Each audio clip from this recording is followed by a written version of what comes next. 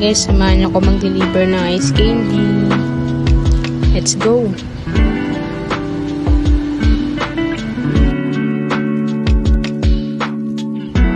Tara, samahan niyo na ako. Bye! So, tara, papunta na tayo.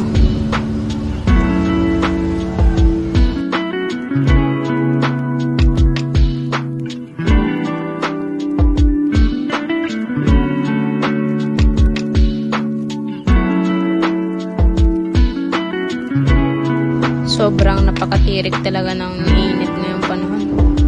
Bagay na bagay talaga tong ice candy na binibenta ko.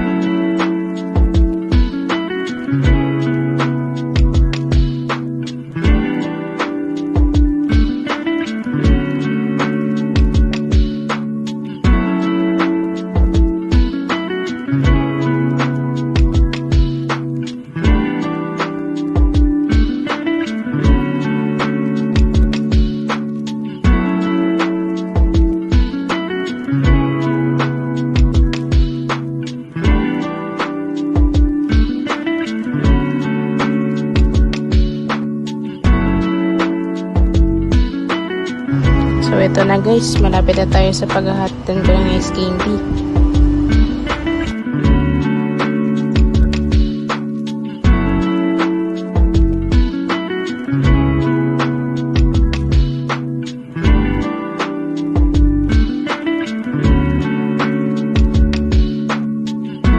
So ito na guys, nandito na ako sa paghahatan ko ng ice candy.